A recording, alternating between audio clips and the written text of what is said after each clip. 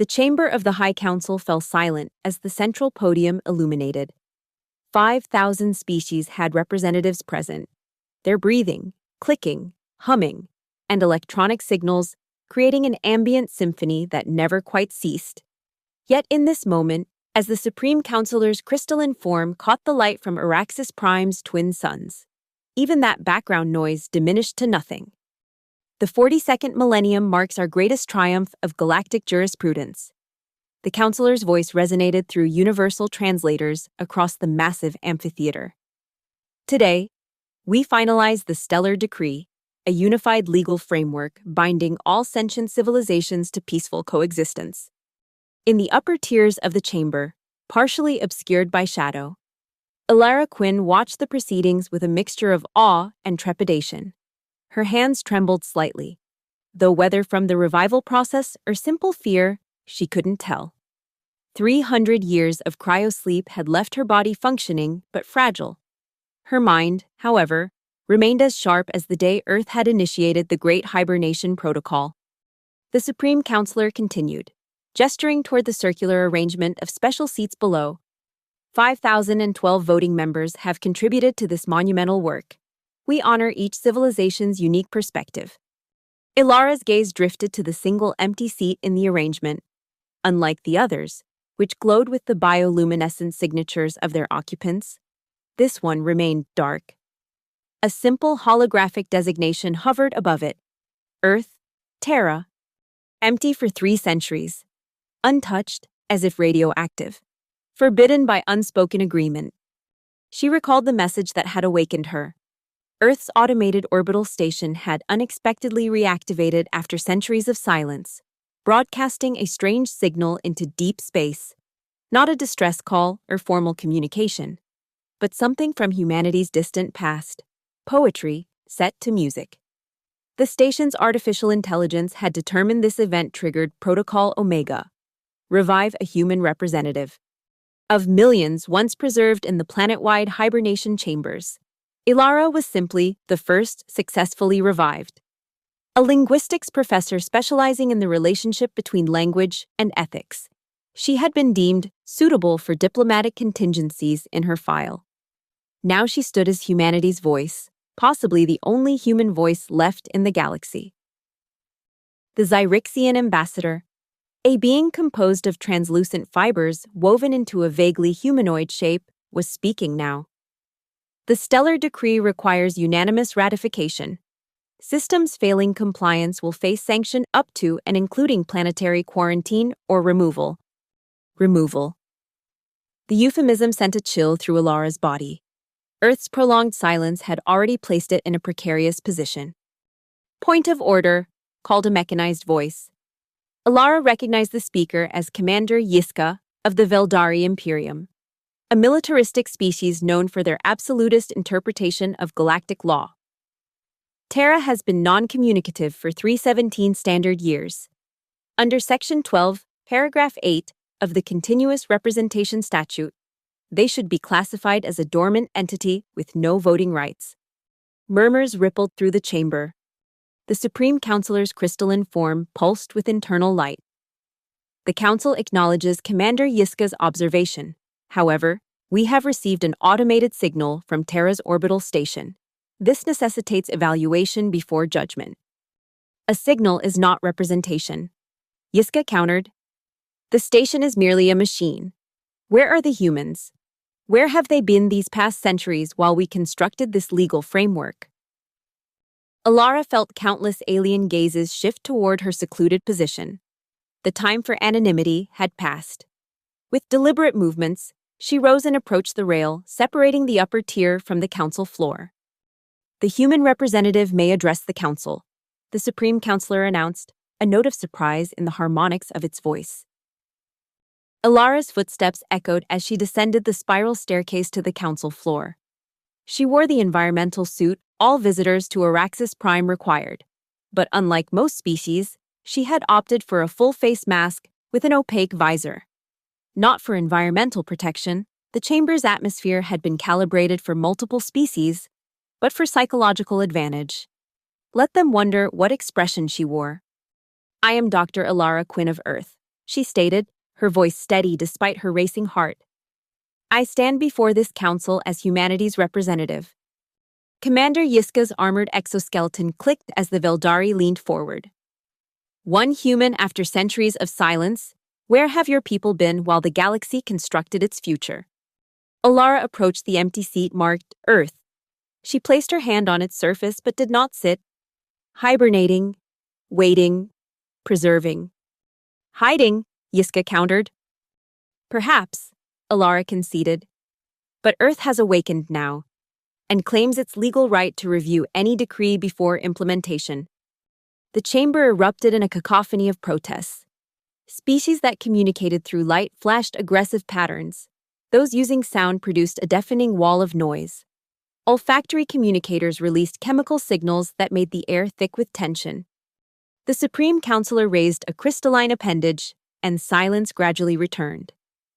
The question before us is whether a civilization that removed itself from galactic affairs for centuries retains the right to sudden re-entry and participation. This is unprecedented. Not unprecedented, came a whisper-soft voice. An archivist from the ancient Feel species floated forward, their translucent body containing swirling patterns that constituted both their physical form and their collective memory. The Rylaxian Confederation entered isolation for 423 years during the Third Expansion Era. Their rights were preserved. The Rylaxians declared their isolation officially. Commander Yiska countered. Earth simply disappeared. Alara stepped forward. Earth did not disappear. We enacted the hibernation protocol following the White Sweep crisis. Our records indicate formal notification was transmitted to the Council. The Council chamber grew perfectly still at the mention of the White Sweep, a cataclysmic event rarely discussed in open forum. The archivist Fail drifted closer. The human speaks truth. Our deepest archives contain Earth's notification. It was overlooked during the crisis. Commander Yiska's mechanical armor hummed with increasing intensity, a sign of agitation. Convenient timing to reappear when the stellar decree is about to be ratified. What does Earth want? Special exemptions? Privileges? Earth wants what it has always wanted, Alara replied. A voice in matters that affect all sentient beings, an assurance that law serves compassion rather than merely order. A new voice entered the discussion. A perfectly modulated, genderless tone emanating from a hovering metallic sphere adorned with intricate circuitry. The ethical component is irrelevant to legal standing. I have calculated the procedural question at hand. Ilara recognized this entity immediately. Magistral, the mechanical adjudicator of galactic interspecies standards, treaties, regulations, and legal affairs. An artificial intelligence constructed by council engineers to provide objective analysis of complex legal matters. It had been only a theoretical project when Earth entered hibernation. According to probability analysis, Magistral continued, Earth's reemergence has a 98.73% correlation with the stellar decree's impending ratification, suggesting tactical timing rather than coincidence. Alara turned toward the AI. And is timing alone sufficient to invalidate legal standing? Legal standing requires continuous existence and capacity. Magistral responded, Earth's hibernation creates ambiguity regarding both criteria.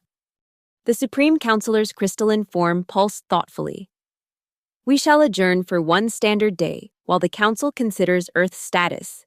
The human representative is granted provisional access to the archives to prepare her case. As the chamber emptied, Alara remained standing beside the empty Earth seat. The weight of humanity's future pressed down upon her shoulders. She had expected resistance, but the coordinated opposition suggested something more, as if Earth's return was not merely inconvenient, but threatening. The archivist file lingered nearby. When the chamber had emptied except for maintenance drones, they approached Alara. Human, they whispered, their voice like rustling leaves. You seek difficult knowledge. I seek truth, Alara replied. Truth has many facets. Some shine brightly, others remain in shadow. The archivist's body swirled with patterns conveying meaning beyond words. The Council Archive's public access will not show you what you need. Then what will? The restricted memory vault contains records from the White Sweep crisis. It requires counselor-level authorization. Ilara's heart sank, which I don't have. No, Fail agreed. But I maintain the systems. For the next 12 hours, there will be a maintenance period. The authentication protocols will be temporarily suspended for system updates. Why help me? Ilara asked. The archivist's form shimmered. Because 300 years ago, when the White Sweep threatened my homeworld, Earth ships arrived when the Council fleet did not. Before Ilara could respond, the ancient being had drifted away, leaving her alone with her thoughts and the silent accusation of the empty Earth seat. The memory vault resembled a cathedral more than an archive. Towering data columns stretched toward a distant ceiling, each containing the accumulated knowledge of millennia. Ilara moved through the dimly lit space with cautious steps, her hand clutching the small memory module she had brought from Earth, a hexagonal device containing compressed records of human history, philosophy, and law. Following Archivist Field's instructions, she located the sealed section designated Crisis Events Classified. The authentication terminal pulsed with a soft amber light indicating maintenance mode. Her fingers moved quickly across the holographic interface, inputting the bypass sequence Field had provided. The barrier field shimmered and dissolved, granting her access to the Council's most closely guarded secrets. Hours passed as Ilara absorbed the true history of the White Sweep crisis, not the sanitized version in official records, but the raw data, distress calls, battle logs, casualty reports, and Council deliberations. The truth was simultaneously more horrifying and more vindicating than she had imagined. The White Sweep had not been merely a conflict, but an extinction campaign. A non-corporeal species attempting to cleanse the galaxy of biological life. The Council, paralyzed by procedural debates and risk assessments, had delayed intervention for months while dozens of worlds burned. Earth, still new to interstellar politics but old in warfare, had acted unilaterally. Humanity had deployed its entire fleet, experimental vessels utilizing consciousness transference technology deemed ethically questionable by Council standards. These ships, piloted by human minds in synthetic bodies, had intercepted the White Sweep at tremendous cost. The final battle logs showed the terrible price: 99.7% of Earth's fleet destroyed.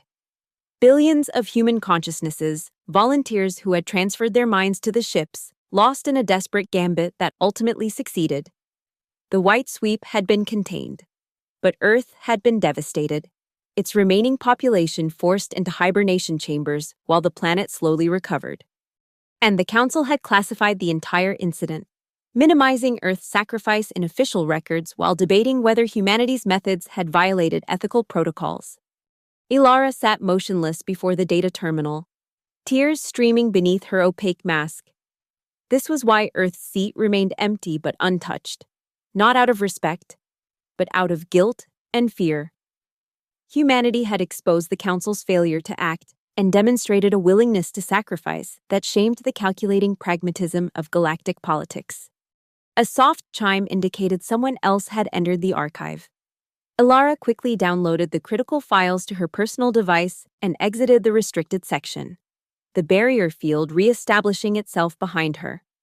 She found Magistral hovering near the main entrance, its metallic surface reflecting the archive's dim lighting. Dr. Quinn, the AI's perfect voice stated, "Your presence in the archives at this hour is irregular." "Knowledge is never irregular," Ilara replied, "merely inconvenient for those who prefer ignorance." An emotional assertion without logical foundation. Magistral floated closer. "The Council has tasked me with evaluating Earth's legal status. I require information regarding your hibernation technology and revival protocols." Ilara studied the AI, considering her response. Why not access the technical specifications in the archives? Earth's technology was incompletely documented before communication ceased. The Council deemed certain human innovations problematic. "You mean we didn't ask permission before saving ourselves?" or others. Magistral's surface rippled slightly, the closest approximation to a reaction its design allowed. The Council requires processes to follow established protocols. Unilateral action, regardless of intent, threatens galactic stability. And yet, Alara said quietly, when the white sweep came, stability meant death. You reference classified information. I reference truth. There's a difference. Alara stepped past the AI toward the exit. Tomorrow, Magistral, we will determine whether law serves life or life serves law. I suggest you prepare your calculations accordingly. The council chamber seemed even more imposing on the second day. The 5,000 representatives had arranged themselves in clear factions, some clustering near Commander Yiska, others maintaining deliberate neutrality. A smaller number positioned closer to Earth's empty seat in silent support. The Supreme Councilor's crystalline form shimmered with internal light as the session began. We reconvened to address Terra's legal status regarding the Stellar Decree ratification. Magistral will present the objective analysis. The artificial intelligence hovered at the center of the chamber, its metallic sphere rotating slowly. After comprehensive review, I calculate Earth's legal standing as compromised by 3 factors: prolonged non-participation in council affairs, technological hibernation creating questions of continuous existence, and unilateral actions during the classified crisis designated White Sweep that violated 17 separate council protocols. Murmurs rippled through the assembly. The mention of the classified crisis in open session was unprecedented. However, Magistral continued. Procedural ambiguities exist. To resolve this matter definitively, I propose a formal adjudication debate between myself and the human representative. The council will witness and judge according to the logic protocols. The Supreme Councilor's voice resonated through the chamber. This proposal has merit. Does the human representative accept? All eyes turned to Alara, who stood beside Earth's empty seat. She had not expected this development, a direct intellectual confrontation with the galaxy's most advanced legal intelligence. I accept, she said, her voice calm despite her racing thoughts. With one condition, that I may present evidence from Earth's own records alongside council documentation. After brief consultation, the condition was granted. The central area of the chamber reconfigured itself into a debate forum, 2 podiums facing each other, surrounded by holographic projection fields. Magistral took position at one podium, while Alara approached the other. She finally removed her mask, revealing her face to the assembly for the first time. A strategic decision to humanize herself before the debate. The adjudication debate begins, announced the Supreme Councilor. Magistral will open. The AI's voice filled the chamber with perfect clarity. The question before us is whether Earth, after 317 years of hibernation and non-participation, retains legal personhood and council membership. The facts are these. Earth withdrew from galactic affairs without following proper protocols for extended absence. The human population entered suspended animation, a state of non-consciousness. Legal personhood requires continuous consciousness or recognized preservation protocols. Earth's methods were never ratified by the Council. Holographic displays showed the relevant legal statutes and historical timelines. Furthermore, Magistral continued, Earth's actions during the White Sweep crisis demonstrated willful disregard for Council authority. While the outcome was beneficial, the precedent of unilateral intervention threatens the very foundation of galactic law. If each species may act according to its own moral calculus rather than established protocols, chaos will inevitably result. The AI paused, allowing its words to settle across the assembly. Logic dictates that Earth's seat remains symbolically preserved but functionally vacant, as the civilization it represents chose isolation over participation at a critical juncture in galactic development. A perfect argument, precise, logical, and utterly devoid of empathy. The chamber remained silent as Alara stepped forward for her response.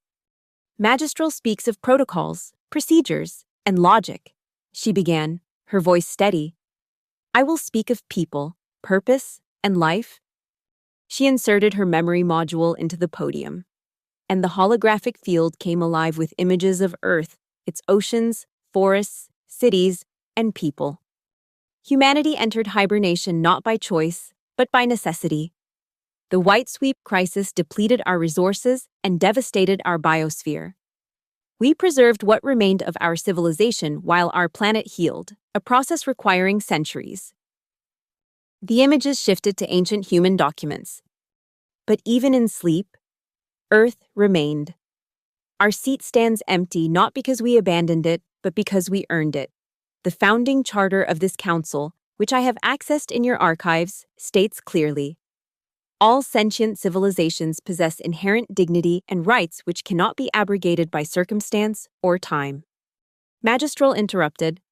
The Charter's preamble is philosophical context, not binding statute. The operational clauses specify. I am not finished, Alara stated firmly. Before you recite regulations, consider their purpose. Law exists to serve life, not to constrain it. When the white sweep threatened galactic extinction, the Council debated procedures while planets burned. Earth acted. She activated another projection. Battle footage from Earthships engaging the white sweep entities. The images were chaotic, terrifying, showing vessels piloted by human consciousnesses sacrificing themselves in impossible numbers. Humanity violated your protocols to save your lives. Each ship carried not a crew, but a human mind. Billions of volunteers who transferred their consciousness into vessels designed to combat non-corporeal threats. They knew they would not return. They chose extinction to prevent yours. The chamber had grown completely still. You speak of continuous consciousness as a requirement for personhood. Alara continued. I ask you, what is more conscious than self-sacrifice? What demonstrates personhood more clearly than choosing another's survival over your own? She turned toward the various delegates. The Zarvex civilization, your homeworld, was directly in the White Sweep's path. The Nor Collective, your outer colonies, were already under attack. The Pelesian Unity, your evacuation fleet, was surrounded. One by one, she named civilizations saved by Earth's intervention, confronting them with their own classified records. Magistral attempted to regain control. These emotional appeals distract from the legal question. Earth's actions, while arguably heroic, bypassed essential safeguards established to prevent. To prevent what? Alara challenged. To prevent action? To ensure that nothing is done until it is too late to matter. Earth did not ask permission to save you because you were too busy debating whether you should save yourselves. She opened a final holographic display. Ancient human legal texts. From Earth's earliest legal traditions comes a principle that forms the foundation of justice. No one may judge who has not themselves been judged. The Council would judge Earth's absence while deliberately obscuring the reason for it. You preserve our empty seat not out of respect, but out of guilt. Alara reached into her pocket and withdrew a small cube, the secured memory box she had brought from Earth. I offer this as evidence of Earth's continuing personhood. Our memory, not data, not recordings, but true experiential memory preserved through quantum entanglement. She placed the cube on the podium, where it opened like a flower, projecting not images but direct sensory experience into the minds of all present. The accumulated memories of those who had fought the White Sweep, not merely what they had seen, but what they had felt, their fear, their determination. Their love for distant homeworlds they would never see again, their hope that their sacrifice would matter. The chamber erupted in chaos. Some species recoiled from the emotional intensity, others emitted their version of weeping. A few, including Commander Yiska, shouted protests against this manipulation of the proceedings. Magistral's metallic surface began to flicker erratically. The AI had been designed to process legal arguments, not direct emotional experience. Its systems attempted to classify the input as data, failing to recognize the fundamental difference between information and experience. Objection, the AI stated, its perfect voice suddenly fragmented. This evidence is non-standard format, cannot process, cannot. Magistral's voice cut off abruptly. The metallic sphere hovered silently for several seconds before its systems rebooted. Logical contradiction detected. It finally announced. Memory evidence presents non-quantifiable variables inconsistent with established parameters. Recalculating. The Supreme Counselor's crystalline form pulsed rapidly, their equivalent of agitation. This unorthodox evidence. A new voice interrupted, ancient, rumbling, from a massive being in the lower tiers of the chamber. A Zarvex representative rose from their delegation, their immense form towering over nearby species. The human speaks truth, the Zarvex announced. Vibrations from their voice causing the chamber floor to tremble slightly. 317 years ago, my ancestors faced extinction. The council debated, Earth acted. 23 billion Zarvex live today because humanity chose to die instead. The Zarvex turned their massive head toward the empty Earth seat. Our records show that 14 billion human consciousnesses were lost defending our homeworld alone. We have kept count. We have remembered, even if this council chose to forget. Silence fell across the chamber once more, heavier than before. The Zarvex continued. I propose a new resolution.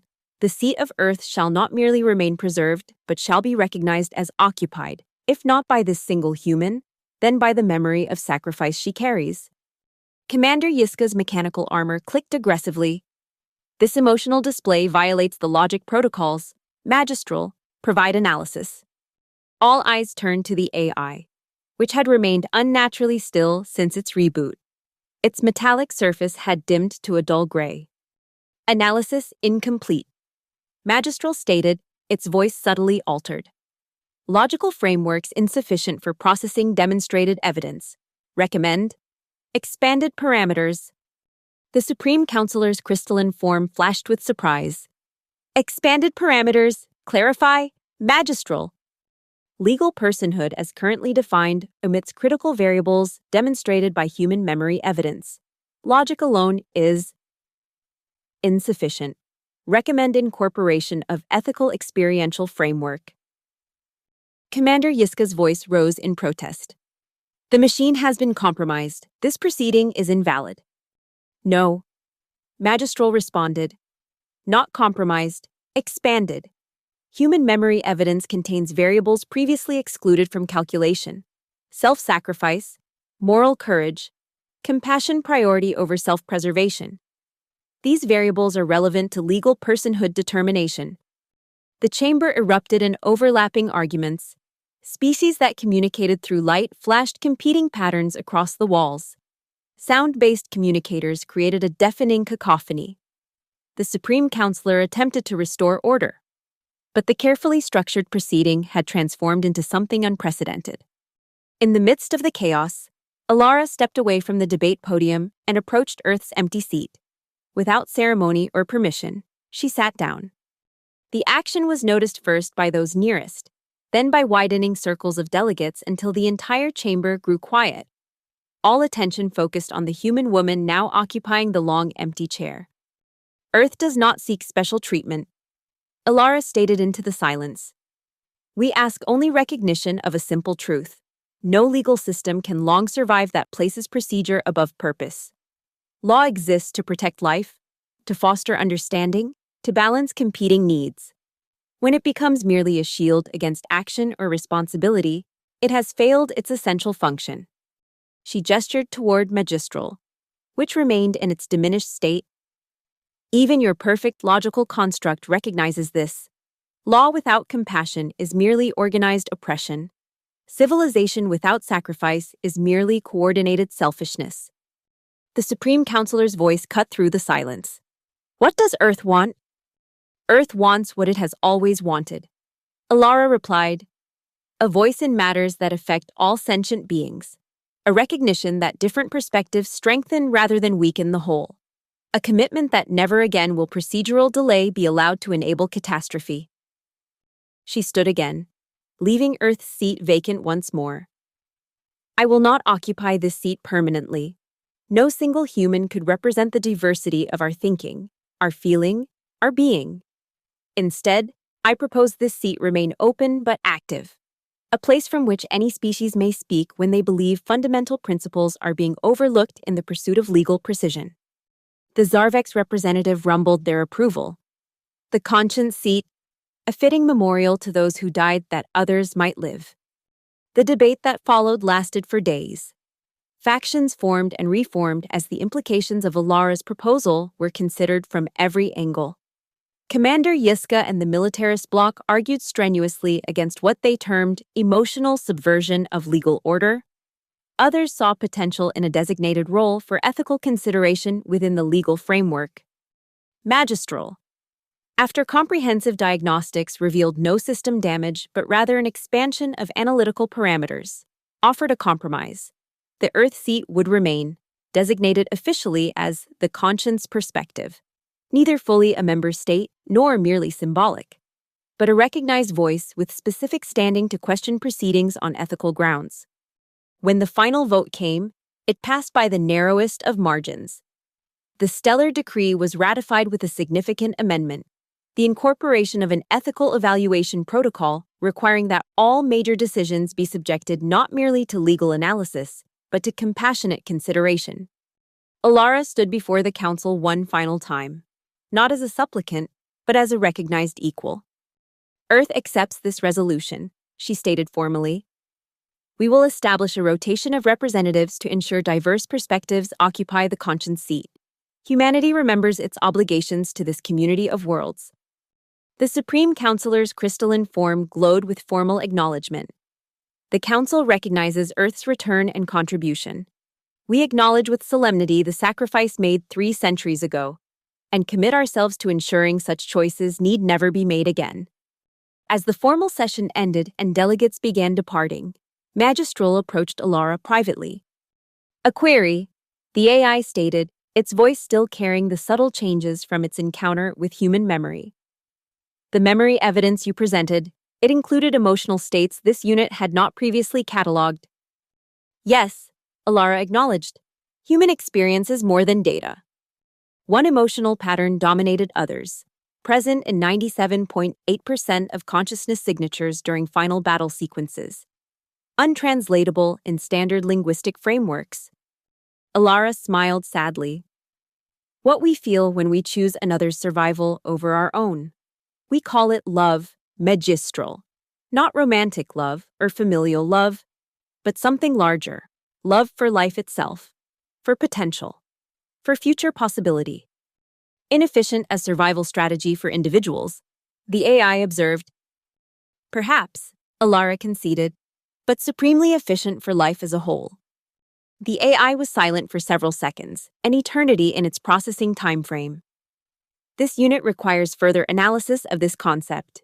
It appears fundamental to understanding legal personhood. When you're ready, Alara said. Earth's archives contain millennia of exploration on the subject. Philosophy, literature, music, art, all attempting to express what you're discovering. You will return to Earth now, Magistral inquired. Alara gazed across the emptying chamber, her eyes lingering on the seat that now bore a new designation. Conscience of Terra. No, she replied quietly. Earth is awakening, but slowly. More humans will revive in time. But for now, I remain as witness. Some must remember for all, until all can remember for themselves. As she departed the council chamber, Alara felt the weight of her responsibility, not just to humanity, but to the principle they had died defending.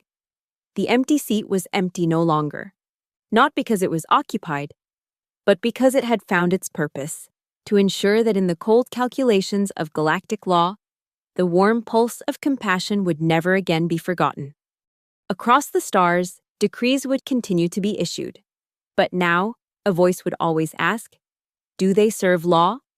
Or does law serve life? The answer would determine the future of not just humanity, but of all who looked to the heavens and wondered if they were truly alone. They were not, they never had been. And in the silence between stars, the memory of sacrifice echoed like a promise. They never would be again.